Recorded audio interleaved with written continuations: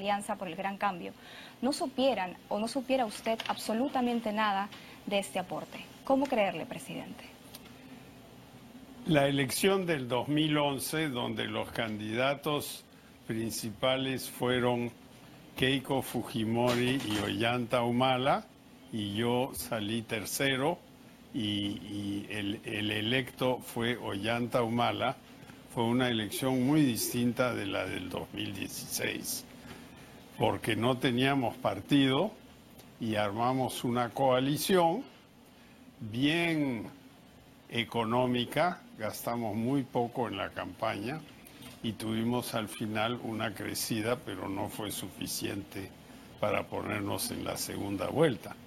En todo esto no se habla nada de otros que financiaron campañas.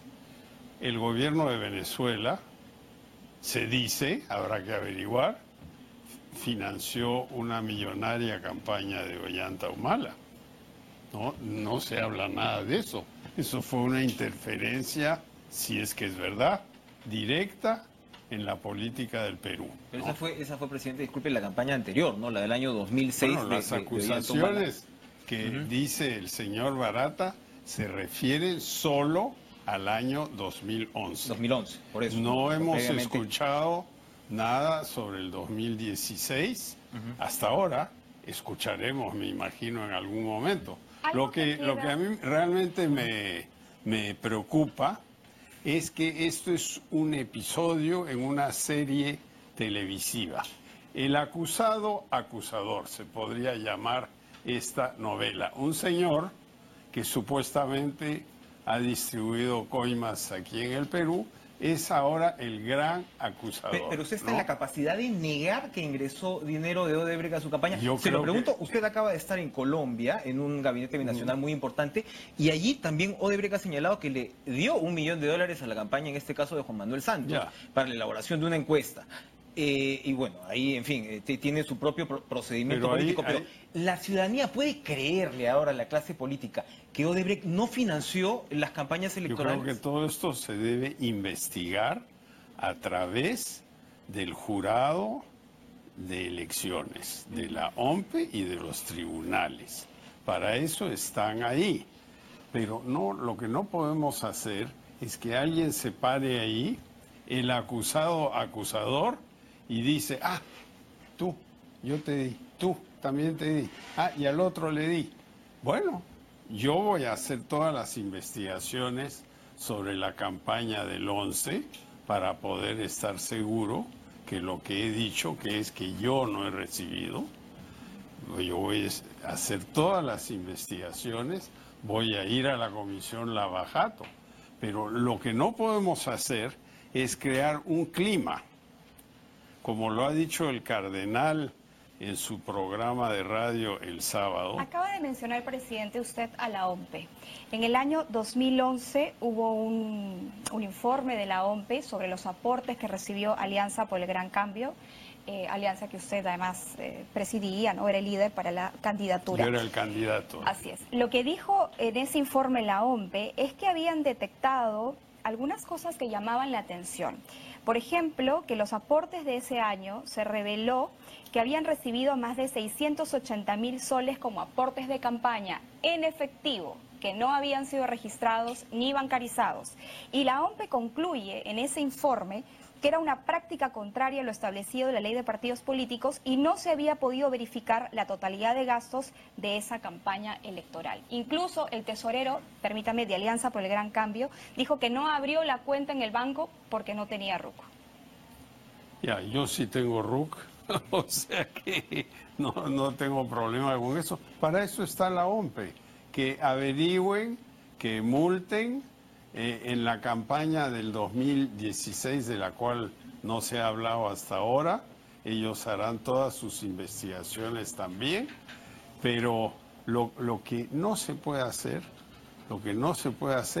es crear una galería de tiro donde todos los muñecos que salen, el acusador los mata a todos y se lleva el gran premio. Pero entonces, ¿no? Usted está dispuesto, por supuesto, a que se investigue pero naturalmente los fondos de campaña, y estaría dispuesto también a reconocer que ingresó dinero de Odebrecht de darse el pero caso. primero quiero averiguar. A mí nadie me dijo hemos recibido 300.000. Susana de la Puente se lo ha negado. Yo ni le pregunté en ese momento. Ahora ella con ella está lista para venir al Perú y explicar la situación ante las autoridades competentes que serán la Fiscalía, me imagino, ¿no? ¿Y usted ha conversado con ella telefónicamente quizá en estos días a la luz de lo que ha salido de las declaraciones de Odebrecht? Sí, claro. ¿Y qué le ha dicho?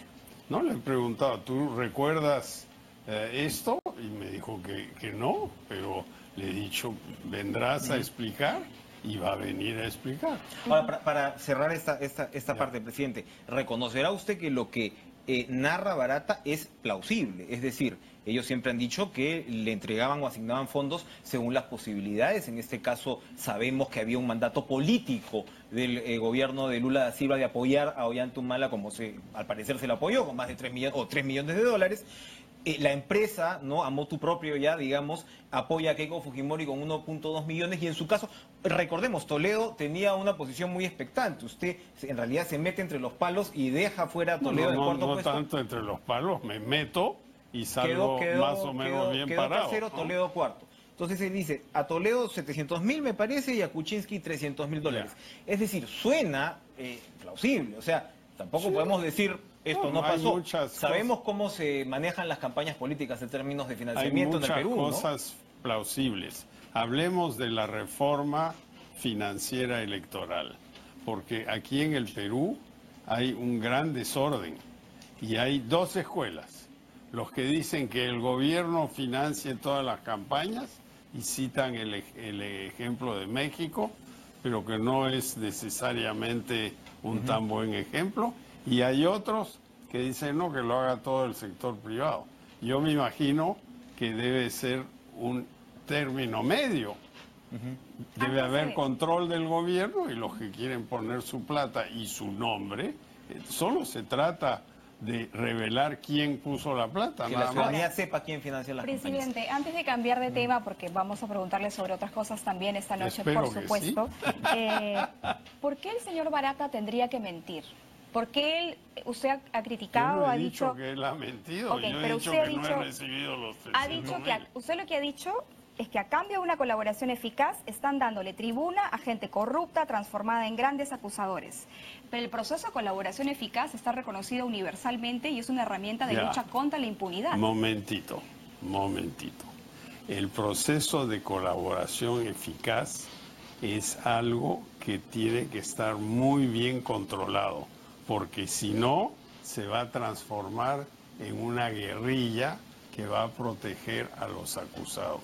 Y eso no es la idea del sistema de colaboración. Presidente, rápidamente, la situación en el Congreso. ¿Cómo observa ahora esta correlación? Evidentemente, a partir del episodio del indulto de Alberto Fujimori, ha cambiado esta repartición de fuerzas. La izquierda habla de una nueva moción de vacancia. Evidentemente, Fuerza Popular no es lo que era antes.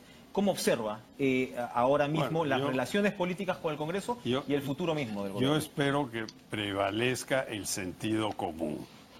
Aquí no podemos estar diciendo que hay que vacar al presidente porque alguien dice que hay una supuesta incapacidad, ¿no? Aquí estoy bien, estoy haciendo mi declaración de impuestos para el año que termina. No hay ninguna causal de vacancia. Y lo único que va a lograr esto es generar un tremendo desorden en un país que está a punto de despegar después de varios años de receso económico, y eso no es bueno, y nos vamos a desinstitucionalizar, ¿no? Entonces dicen que el vicepresidente, que la vicepresidenta, están ahí por si me muero, ¿no? Pero decir PPK, chau, no, pues eso seríamos un país de opereta. Kenji Fujimori, presidente, tiene un grupo ahora con 11 congresistas que lo respaldan. Por lo que han dicho estos congresistas, podrían no ser 11, sino quizá 15, 16 o tal vez más. Lo que pretende el grupo de Kenji Fujimori es asumir la presidencia de la mesa directiva del Congreso. Están esperando que el Tribunal Constitucional falle, ¿no es cierto?, y pueda formar su propio grupo político, su propia bancada, o a través de una iniciativa legislativa ir tras ello. ¿Usted vería en algún momento con buenos ojos formar una alianza con el grupo de Kenji Fujimori en el Parlamento? Yo lo que quiero es poder trabajar con el Congreso. Y obviamente si Kenji y sus seguidores son parte de ese proyecto, trabajaré con ellos. Pero también quiero trabajar con la señora Keiko y he tenido reuniones con ella. Pero la primera cosa que ella me dijo, no te vamos a vacar. Entonces estaba pensando en eso desde el primer momento. Y no solo es eso, yo entré al Congreso a juramentar y la bancada de ella ni siquiera se paró. No pido aplausos, que muestren un poquito de respeto. La presidencia es una institución y yo he sido electo. He sido electo por no muchos votos, lo sé. Pero estábamos hablando antes de reforma constitucional. Obviamente, si se hace primero la elección del Parlamento y después la del presidente y salen dos votaciones distintas, que es lo que pasó aquí, entonces tenemos una situación difícil, ¿no? Quiero pedirle unos segundos antes de ir al corte que nos explique rápidamente cuál es la posición con respecto a la urgencia que el Congreso precisamente pueda aprobar pues este proyecto de ley que va a reemplazar al decreto de urgencia 003. Usted acaba de decir que el Perú estaría a punto de despegar luego de un periodo pues recesivo importante. ¿Por qué? ¿Por qué es relevante esta situación? Es muy relevante porque hace un año, cuando estalló todo esto, dimos un decreto de urgencia que retenía una parte de los ingresos y utilidades de las empresas de construcción acusadas de corrupción. Después se tendrá que demostrar si realmente eran corruptas o no, pero se retenía, eso era el 003. Pero hubo algunos defectos en ese decreto y entonces la cadena de pagos de la construcción se detuvo y mucha gente se quedó sin trabajo. Y eso es lo que queremos corregir. Y tenemos cantidad de proyectos. Solo en la reconstrucción tenemos más de 20.000 millones de soles de proyectos. Tenemos proyectos mineros, tenemos el aeropuerto aquí en el Callao, tenemos aeropuertos en Chimbote, en Andahuaylas, en Oxapampa, en todo el Perú. Tenemos puertos por todos lados, tenemos 2.500 proyectos de agua. He mandado el otro día a uno de mis principales ayudantes que vaya a Chala y a Marcona a ver cómo podemos desalinizar el agua para darle agua a esa chiquita que me recibió ahí en el campo de Presidente, fútbol. vamos a continuar hablando de este y otros temas. Con el presidente Pedro Pablo Kuczynski, quien ama Lluvia, la verdad, ante todo. Y, presidente, estamos conversando sobre la situación económica, la necesidad y la urgencia de reemplazar el 003. Evidentemente, pues, hay, como decía usted, muchos proyectos en juego. Hay 150 proveedores aproximadamente de Odebrecht que han quebrado. Es todo un tema de debate. Y yo quería pedirle una reflexión con respecto a la economía para el país, que es finalmente un tema pues absolutamente fundamental, ¿no? Se está hablando mucho de que qué inoportuno que estemos enfrentando una situación como la de ahora, precisamente cuando los vientos económicos de afuera soplan con mejor fuerza. El economista Pedro Pablo Kuczynski, ¿qué nos puede decir al respecto de las perspectivas del país? Bueno, yo lo que puedo decir es que de afuera el Perú se ve, y lo acabo de leer en el principal periódico financiero del mundo, como el país más promisorio de América del Sur hoy. Esto es lo que se ve. Y el riesgo país, que es una medida de cuánto pagamos en intereses en comparación con lo que paga Estados Unidos, es el más bajo de América Latina en el Perú. Sin embargo, uno llega aquí y entre todas las fiestas y el circo beat y toda la cosa, se respira un aire de pesimismo, sobre todo en Lima. Entonces yo creo que hay que subir a las alturas, refrescarse un poco la respiración, aspirar bien y decir, oye, aquí tenemos un inmenso potencial, lo tenemos que aprovechar. Ahora, para ser exactos, son 175 proveedores de Odebrecht, estamos hablando de pequeñas o medianas empresas que han quebrado. No sé si han quebrado o están en dificultades. Están tremendamente mal. Bueno, por lo menos 300 que están en riesgo y que están esperando también estos empresarios, pequeños empresarios, que se pueda aprobar este proyecto de ley que mañana se discute por sexta vez, ¿no es cierto?, en la Comisión de Economía y de Justicia del Congreso de la República y que busca reemplazar el 003. Antes de irnos a la pausa hablábamos de esto. Yo quisiera preguntarle, presidente, por los proyectos también que se podrían ver afectados. Estamos hablando quizá de Chavimochic, Gasoducto Sur, Costa Verde. Escuchaba también a la presidenta del Gobierno Regional de Arequipa hablar también sobre Majes Siguas 2. Ya, empecemos por Majes Siguas 2 porque voy a estar en Arequipa en unos días. El problema en Majes Siguas 2 nada tiene que ver con Odebrecht. El problema ahí es que se firmó este contrato hace 6 años y obviamente los costos han cambiado. Y el contratista, que se llama Cobra, que es una empresa española, está reajustando su presupuesto. Y la discusión es, el reajuste es 107 millones de dólares de un proyecto de varios centenares de millones, o es 140 o 150. Esa es la discusión y ya lo tenemos virtualmente arreglado. Yo he estado con la gobernadora el viernes, estamos muy cerca de arreglarlo y va a seguir el proyecto. Referente a lo otro que le comentaba, es que claro, la ampliación del 003 vence este 13 de marzo y en el Congreso no... No, la urgencia de sacar una nueva legislación es que si vence y no se hace nada, entonces Odebrecht y los otros que están incluidos ahí se pueden ir con toda su plata y no se puede retener nada. Entonces lo que queremos es retener una suma razonable, pero al mismo tiempo no parar la construcción en el país. Pero no solo es Odebrecht, aquí hay otras empresas, hay el Club de las Carreteras, que lo rompimos a principios del gobierno, hemos reducido el costo por kilómetro entre 10 y 15% porque se confabulaban en los precios. Después están los proveedores que se asociaron con Odebrecht, que son como 50, y para cada uno de esos hay una retención, pero no es una confiscación.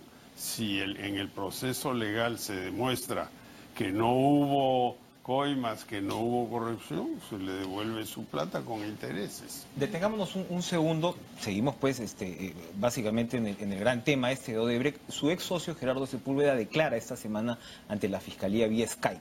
Ese es un trámite, digamos, que tendrá pues su propio curso. Pero usted mismo va a recibir a la Comisión Lavallato y su relación con Sepúlveda en buena medida es lo que marca la intención de la Comisión. Cuando vimos las preguntas que la Comisión envió a la Fiscalía para que se las tramiten pues a Barata, que al final creo que no se leyeron, ¿no?, para que los fiscales puedan, se veía que la Comisión tiene mucho énfasis en su relación, la relación de Pedro Pablo Kuczynski y la de su ex socio, con el tema de Olmos y con el tema de la IRSA Sur.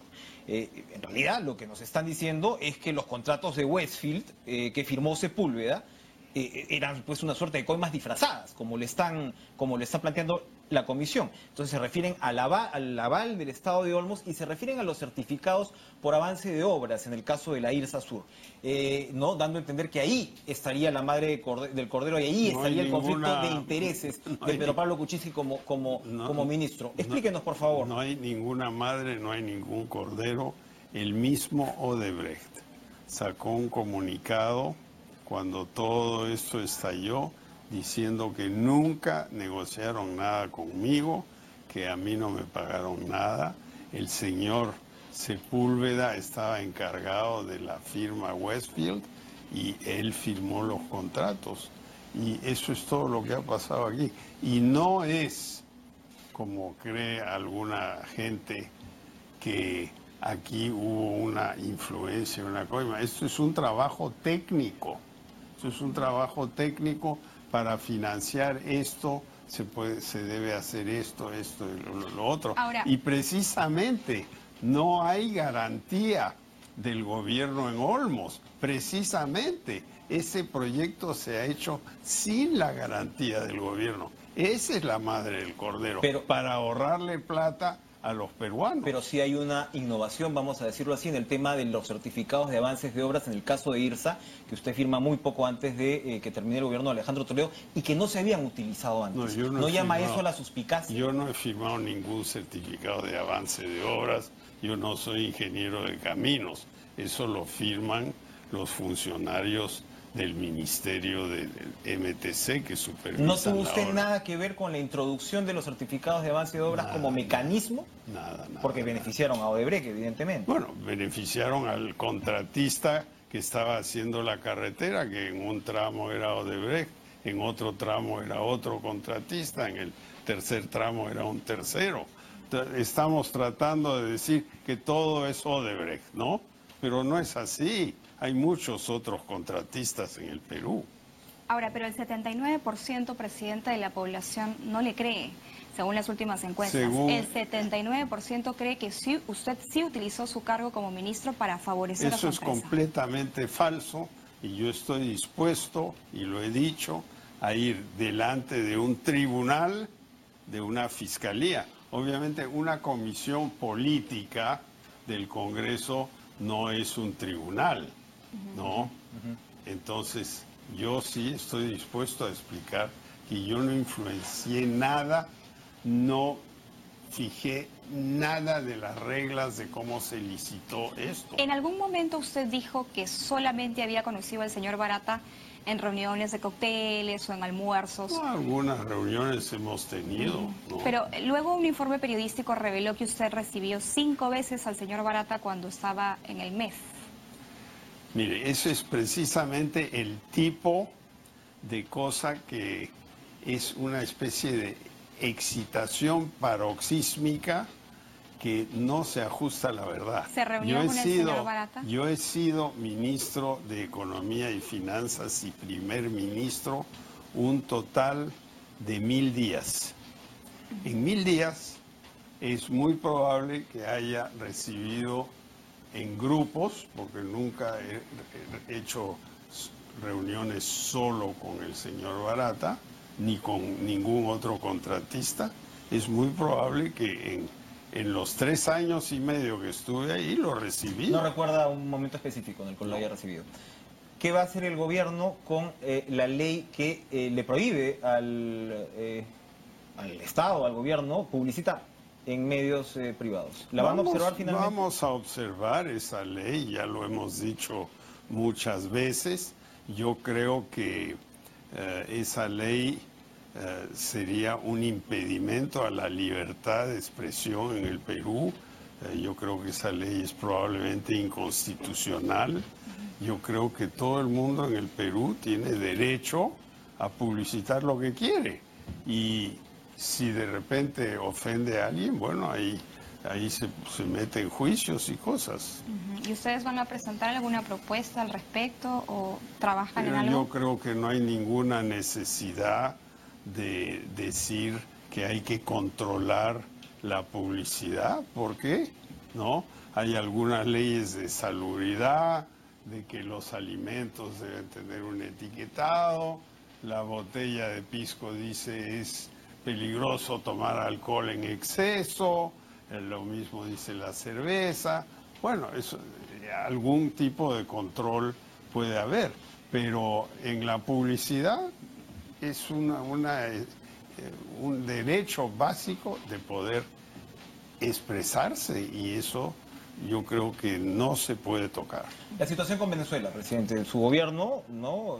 Sin duda, pues marcó una diferencia con su predecesor y ahora mismo, pues, ha sido reconocido por el propio secretario general de la OEA al respecto. La cumbre iberoamericana de abril marca, ¿no?, un momento complejo, pero Venezuela sigue camino al abismo y sigue en este proceso electoral desconocido, ¿no?, por buena parte de los gobiernos. ¿Qué más se va a hacer? ¿Qué más se va a hacer con Venezuela, tomando en cuenta que para nosotros, con la migración venezolana, pues ya deja de ser un tema retórico, ¿no?, ni mucho menos? Los venezolanos, bienvenidos al Perú, porque en los años 70, cuando aquí había una dictadura, muchos peruanos se fueron a Venezuela. O sea que venezolanos, bienvenidos al Perú, y vengan aquí y les pagaremos los sueldos de ley y todo el resto. Ahora, ¿qué podemos hacer? Bueno, lo que se ha hecho a través de la Cancillería es crear el Grupo de Lima. Y el Grupo de Lima son países latinoamericanos que promueven, uno, que haya elecciones democráticas en Venezuela, no las que se están planeando para el mes de abril, donde se está forzando a la asamblea dominada por el MUD que se vaya a su casa. O sea, es un golpe de Estado lo que está pasando ahí. Y dos, estamos promoviendo la ayuda humanitaria. Lo que pasa es que el señor presidente de Venezuela ha dicho que él no quiere ayuda humanitaria porque todo está muy bien ahí. Pero yo le digo, yo acabo de estar en Cartagena, hay muchos venezolanos ahí, los médicos están preocupados por epidemias, por todo tipo de problemas.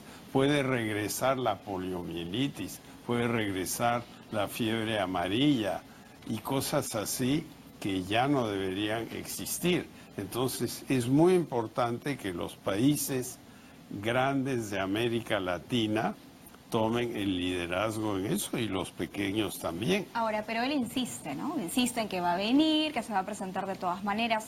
¿Cómo se le va a impedir, digamos, el ingreso? ¿Se le puede impedir? Se le puede, partiendo por eso. Bueno, yo lo invité en noviembre. Yo firmé la carta.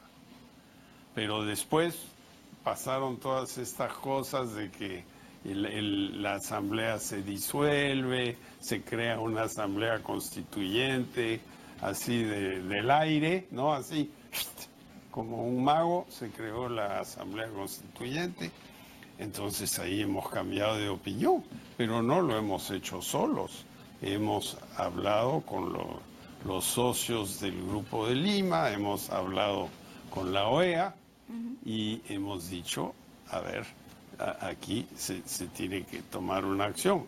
Yo no voy a especular qué pasa si él aterriza en Lima y no se le deja bajar del avión. O sea, ¿no se le dejaría bajar del avión? Yo no voy a decir eso, tengo que hablar con el comando conjunto, o con la policía, con mi ministra de Relaciones. Pero se podrían tomar medidas eventualmente. Pero claro que sí, ¿no? Yo quería preguntarle, presidente, evidentemente, a usted le ha tocado momentos difíciles. La coyuntura es difícil, el caso de Brecht es difícil, las circunstancias que hemos narrado en las encuestas, en fin, las acusaciones del propio Barata siempre van complicando el tema Sepúlveda, pero al mismo tiempo usted tenía una agenda de metas, de objetivos que quería cumplir, que yo no sé si ahora los va a poder cumplir, no sé si abriga esa esperanza. Le hablo de dos casos que hemos hablado con anterioridad cuando lo pude entrevistar durante la campaña y demás. Usted tenía un objetivo muy grande con el tema de formalización. O sea, era el gran escollo que tiene el Perú hacia adelante. El agua potable era mi otro gran objetivo. Otro más. Pero uno más que me apena un poco es, por ejemplo, el tema de la reforma educativa. Lo que pasaba con SUNEDU es, pues, triste, ¿no? O sea, el relevo que se ha dado, una persona que al parecer no estaba a las alturas del cargo. Usted defendió en su momento la permanencia de Jaime Saavedra, ¿no? Se le dijo que si debía poner cuestión de confianza o no, al final no se hizo, pero usted fue muy explícito en esa defensa. ¿Cree que se está perdiendo, no cree además que se está adicionalmente perdiendo el ritmo en sectores fundamentales? Hay muchos comentarios de que se está perdiendo el impulso de la reforma educativa. Yo creo que eso es mentira. Yo creo que estamos siguiendo a toda velocidad con la reforma educativa. Acabo de estar en una exposición de los libros que se le van a dar a los chicos el primer día del colegio, y él está totalmente comprometido con eso. Obviamente hay funcionarios que se han ido y que critican, y lo de la SUNEDU es un hecho realmente que me da pena, por unas comillas, y se ve que era una copia o algo así, ¿no? Pero me da pena porque esa señora es una buena señora que fue vicerrectora de la Universidad Nacional de Trujillo. Cuyo rector se opuso abiertamente a la reforma universitaria. Ahí también uno dice, bueno, era la más adecuada. A ver, pero vamos a ver, el puesto de la SUNEDU es bien difícil. Tiene que tener doctorado. No debe haber ejercido una función de rectoría en los últimos X años. Es una larga lista de cosas que muy poca gente puede cumplir. ¿Cómo hacemos, presidente? ¿Cómo hace usted para lidiar con el descontento de la gente? Más del 55% quiere que se vaya. Es más del porcentaje que lo eligió usted como presidente. Ya, yo no me preocupo por esas encuestas. Yo estoy trabajando en mi tema, que es que todos los peruanos tengan agua potable. Ojalá al final del gobierno, de repente va a tomar un poco más tiempo. Tenemos 2.500 proyectos de agua potable en marcha. Agua potable limpia, por definición, es salud. Y eso es una gran meta que tenemos. La formalización laboral es importantísimo, pero eso obviamente es una meta que va a tomar más crecimiento económico, porque nadie se va a formalizar si los sueldos no crecen y la economía no contrata a más gente. Por eso también estamos pensando que se debe tener un aumento moderado en la remuneración mínima vital. Eso lo vamos a hacer. Presidente, para cerrar, perspectivas hacia el 2021. Imaginemos que las mociones de vacancia no prosperan, que Pedro Pablo Kuczynski... ¿Usted está seguro que no va a prosperar? No va a prosperar. Imaginemos, bueno, tomemos esa palabra. Yo pienso que en el Perú hay suficiente gente con visión para darse cuenta que decir que un socio, supuestamente un socio mío, hace 15 años hizo no sé qué cosa, es un motivo para sacarme del gobierno ahora. A ver, ¿qué pasa? Perspectivas entonces al Bicentenario, en unas cuantas líneas, así como estamos en medio de la tormenta que vivimos ahora. Yo creo que vamos a tener muchos más proyectos en marcha. Vamos a tener un crecimiento importante de la economía y del trabajo, una infraestructura en marcha que nos va a dar un país moderno. Agua, puertos, aeropuertos, transporte. Ahora la línea amarilla que se empezó en el gobierno anterior, lo lleva uno del centro de Lima al aeropuerto en 5 minutos. Pero no se ha inaugurado. ¿Por qué? Porque el Callao y Lima no tienen una autoridad única de transporte. Y entonces uno llega al final del túnel, llega a un hueco, un rompemuelles, y se acabó el proyecto. Entonces son cositas que se pueden arreglar. Hemos hecho una propuesta al Congreso para crear esa autoridad metropolitana, lo que facilitaría el transporte de los limeños muchísimo. Bien, presidente, muchas gracias por haber estado esta noche con nosotros.